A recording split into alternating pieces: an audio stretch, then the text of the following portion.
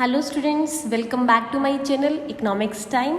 कल के video lecture में हमने देखा कि कैसे इंटरनेशनल मॉनेटरी सिस्टम का इवोल्यूशन हुआ from bimetallism to gold standard, gold exchange standard, then inter war period आया with the outbreak of first world war, कैसे गोल्ड स्टैंडर्ड का एंड हुआ। तो उसके बाद आता है हमारा the Bretton Woods system that existed from 1945 to 1972. In 1944, representatives of the United States and the United Kingdom and 42 other nations, they met at Bretton Woods. That's a tourist spot in USA to decide on what international monetary system to establish after war. क्योंकि जब first world war शुरू हुआ उसके जो भी कुछ other regions थे या उसकी वजह से जो गोल्ड स्टैंडर्ड था वो सरवाइव नहीं कर पाया, उसका एंड हो गया। ऑफिशियली सभी जो मेजर इंडस्ट्रियल इकोनॉमीज थी उन्होंने जो गोल्ड एक्सचेंज स्टैंडर्ड था उसको अबंडन कर दिया। तो अब एक ज़रूरत थी इंटरनेशनली एक नए मॉनेटरी सिस्टम की। तो इसमें लेके मीटिंग हुई सभी रिप्रेजेंटेटिव्स की कि कैसा इंटरनेशनल मॉनेटरी सिस्टम को एस्टेब्लिश किया जाए, किस तरह के इंटरनेशनल मॉनेटरी सिस्टम को अब एग्जिस्टेंस में लेके आया जाए।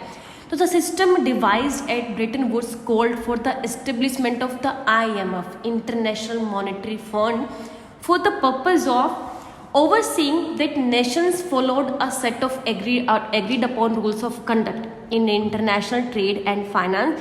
एक रूल्स ऑफ कंडक्ट है वो फॉलो किया जाए by all the nations in international trade, international transaction and international finance.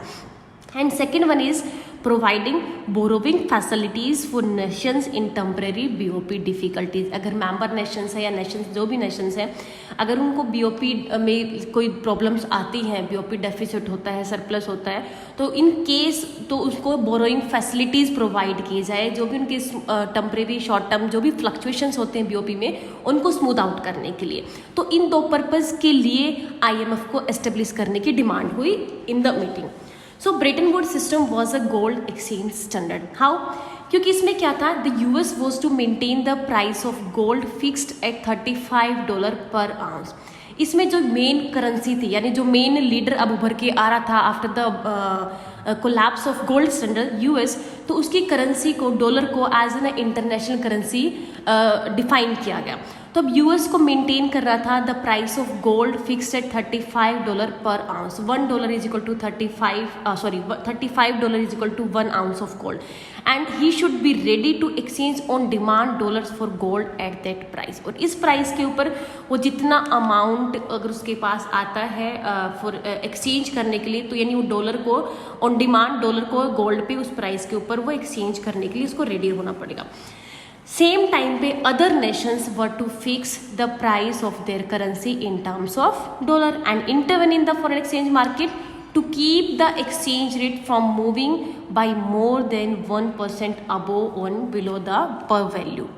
बाकी नेशंस क्या करेंगे, बाकी नेशंस भी अपनी जो करेंसीज, डोमेस्टिक करेंसीज है, उनका प्राइस फिक्स करेंगे इन टर्म्स ऑफ डॉलर, और फॉरेन एक्सचेंज मार्केट के अंदर they can intervene with the help of dollar to keep the exchange rate. उनकी जो एक्सचेंज रेट है उसको बाई वो कितना अलाउ किया गया था कि अपनी एक्सचेंज रेट को जो भी उन्होंने फिक्स की है with in terms of dollar, तो उससे 1% अबो और 1% बिलो उसको वो चेंज कर सकते हैं in order to smooth out the short term fluctuation in the exchange rate.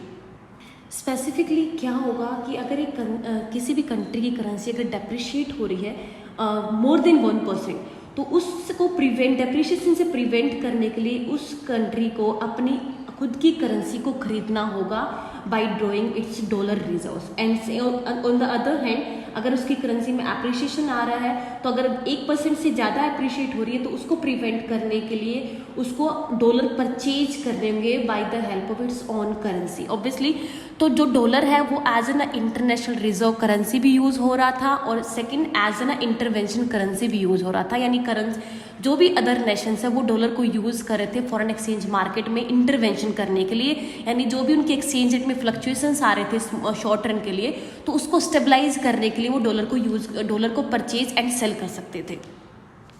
So until the late 1950s and early 1960s, when other currency became fully convertible into dollars, the US dollar was the only intervention currency.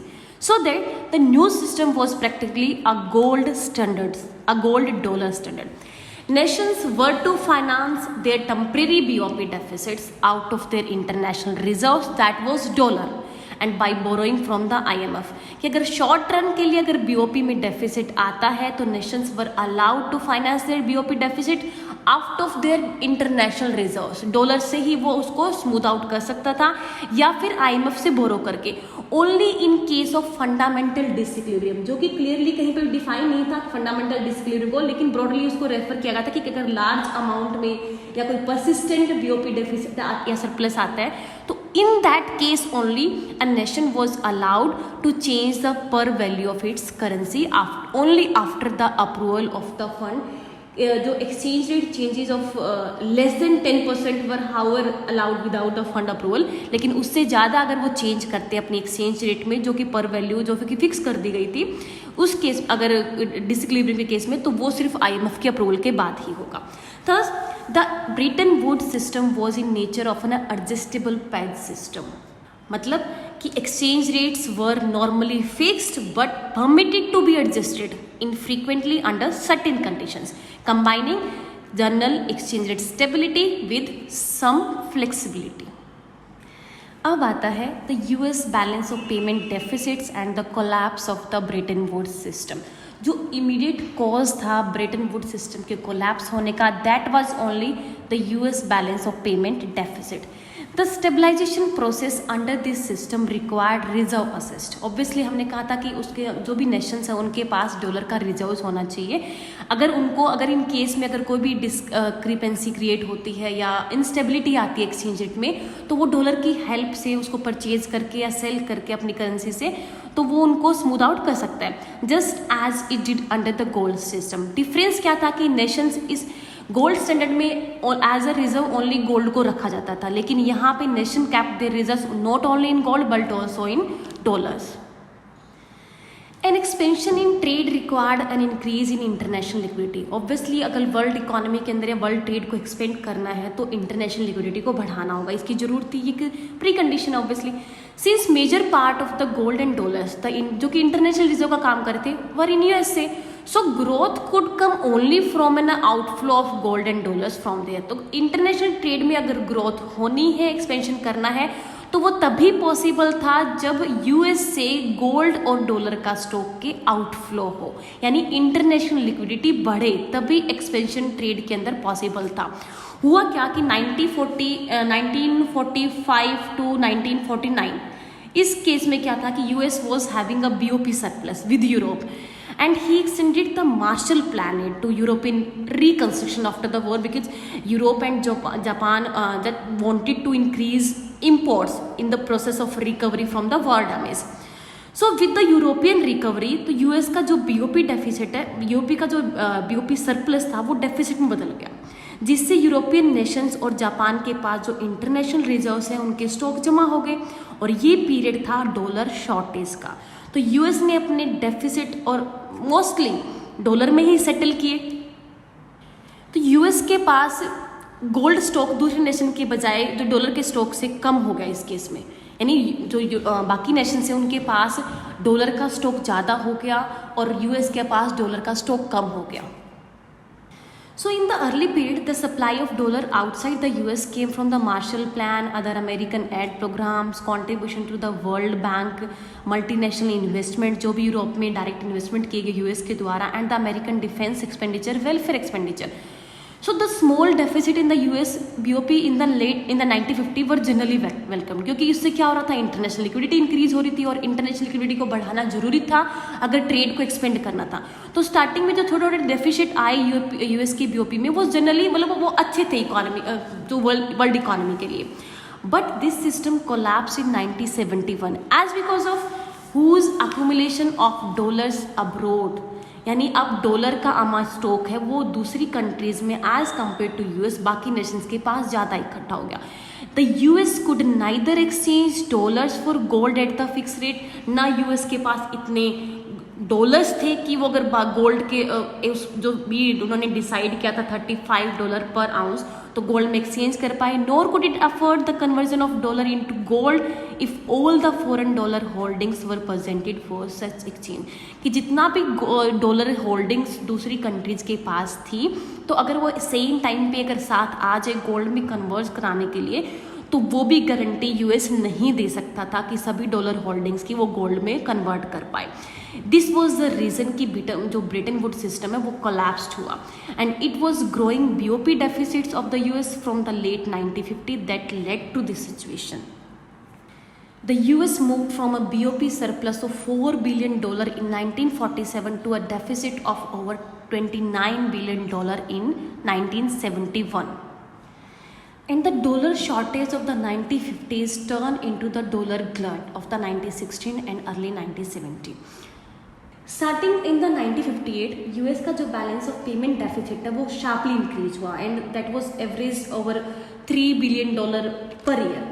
Main जो reason था जो 1958 से जो US का balance of payment deficit है वो इतनी increase होने का, द फर्स्ट वाज कि जो यूएस डायरेक्ट इन्वेस्टमेंट कर रहा था यूरोप के अंदर, तो huge increase in the capital outflow, ये पहला रीज़न था। सेकेंड था the US high inflation rate. ये कैसे होता कि जो वियतनाम वॉर हुआ था ड्यूरिंग उस पीरियड के दौरान पे, तो जो यूएस के द्वारा जो एक्सेसिव मनी क्रिएशन हुआ था जिसकी वजह से यूएस की इन्फ्लेशन रेट है वो इंक्रीज हो गई थी। तो सेकंड रीज़न ये था यूएस के बैलेंस ऑफ पेमेंट जो डेफिसिट है उसका लार्ज होने का, and because the dollar was an international currency obviously. तो यूनाइटेड स्टेट ने क्या फील किया कि it could not devalue its currency to correct its balance of payment deficit. तो डिवैल्यूशन तो कर नहीं सकता क्योंकि वो इंटरनेशनल करेंसी थी। अगर वो अपनी करेंसी को डिवैल्यू करेगा तो जो बाकी नेशंस हैं उसकी करेंसी के अंदर जो कॉन्फिडेंस है, फेथ है, वो खत्म हो जाएगा। So dollar was regarded as an international reserve. The US deficit became a significant mean of expanding the total supply of international liquidity. आपने ट्रिफिन डायलेमा कहीं पढ़ा होगा, तो रॉबर्ट ट्रिफिन ने जो दिया था, basically he offered a famous explanation as to why the Bretton Wood system had to collapse. His argument went something like this कि जैसे जैसे वर्ल्ड इकोनॉमी ग्रो करेगी, इंटरनेशनल करेंसी की डिमांड बढ़ेगी जो कि डॉलर है, ठीक है। उस डिमांड की सप्लाई करने के लिए अब US had to run BOP deficit, क्योंकि अदरवाइज वर्ल्ड को डॉलर कहाँ से मिलेंगे, अदर कोई और ऑप्शन ही नहीं है, डॉलर तो वहीं से आने हैं यूएस से। लेकिन अगर यूएस के जो डेफिसिट है अगर वो ऐसे ही कंटिन्यू रहा, यूएस ने अपना ऐसे ही रन करता रहा, तो it would lose obviously the credibility as a sound currency country. US के पास जो स्टॉक है, गोल्ड का स्टॉक है, वो दूसरी नेशन के पास जो डॉलर के स्टॉक से कम हो जाएगा, यानी यूएस अब डॉलर्स को गोल्ड में कन्वर्ट करने की गारंटी नहीं दे पाएगा अगर सेम टाइम पे सभी सेंटर में एक साथ आ जाए उसको कैश कराने के लिए।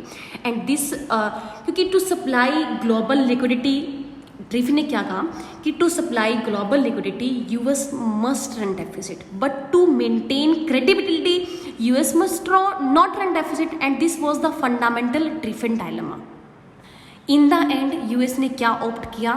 US opted to run a BOP deficit rather than devaluing its own currency, which led to loss of confidence, loss of credibility in the US dollar, and that led to the collapse of the Bretton Woods system.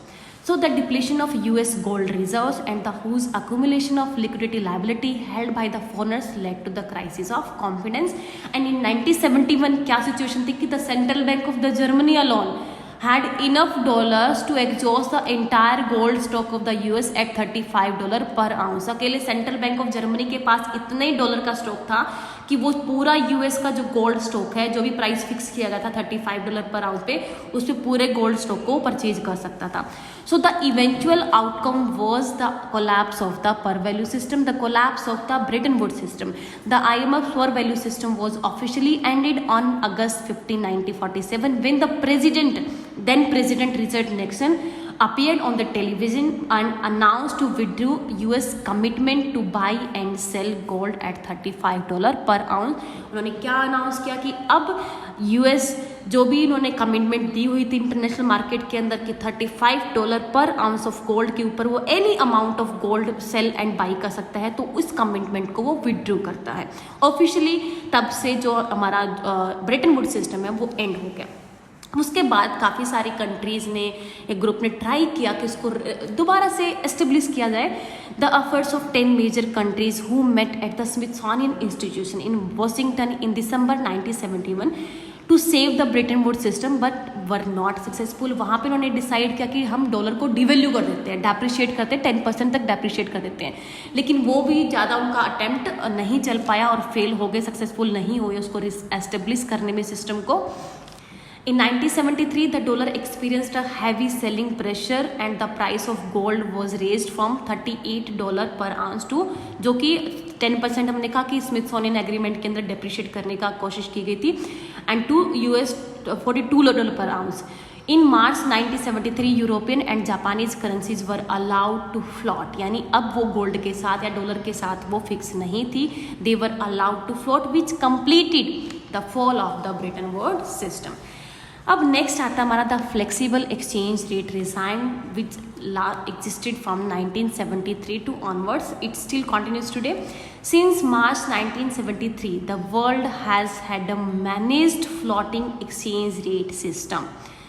Under such a systems, nations' monetary authorities are allowed with the responsibility to intervene in the foreign exchange market. कि अगर उनके exchange rate के अंदर short term fluctuations आते हैं तो they are interested, they are allowed to intervene the foreign exchange market to smooth out that kind of fluctuations. From the early 1970s to the early 1980s, the world economy suffered a serious stagflation, यानी inflation with unemployment. Okay, the prices and interest rates rose and the diverged across the countries. Price भी बढ़ गई, interest rate बढ़ गई, and there were also 2 oil stock भी आए थे उस समय, उस पीरियड में 1973-74 में और 79 to 80 के अंदर. तो during this turbulent time major exchange rates shot greater instability.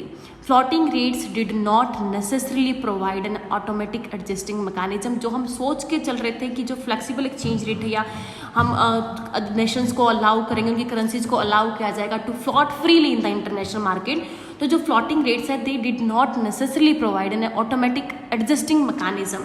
तो मार्केट के अंदर या फॉरेन एक्सचेंज मार्केट में काफ़ी इनस्टेबिलिटी शो हुई उस टाइम के पीरियड के दौरान. साथ ही द यूएस ने जो एक्सपेंशनरी फिजिकल पॉलिसी अडॉप्ट किया, टाइट मॉनेटरी कंट्रोल उसने अडॉप्ट किए 1981 में, and the large scale inflows of foreign capital, क्योंकि उसने इंटरेस्ट रेट इंक्रीज की जिससे काफ़ी लार्ज स्केल के ऊपर फॉरेन कैपिटल है उसका यूएस में इनफ्लो हो रहा था. तो US dollar experienced a appreciation that was 50% तो उसकी वैल्यू इंक्रीज हुई. इन 1985 the group of 5 countries, Britain, France, Germany, Japan and US, they met at the Plaza Hotel in New York to intervene in the market and decided to lower the dollar. That was called Plaza Agreement. कि उन्होंने dollar को depreciate या devalue करने का decide किया, इसको plaza agreement के नाम से जानते हैं, 1985 के अंदर. However the dollar continue to slide beyond that level. जितना उन्होंने डिसाइड किया था या जितना एक्सपेक्ट किया था उससे ज़्यादा अब डॉलर की वैल्यू कम होती जा रही थी, डिवैल्यू होती जा रही थी. अब उसको रोकना जरूरी था. तो 1987 में group of 7 countries G5 plus Italy and Canada met in Paris to stop the further fall of the dollar, the Loire Accord. तो Plaza Loire Cooperation marked the new era of managing floating exchange rates. यानी previously the free floating was considered ideal and the US was practically unwilling to intervene.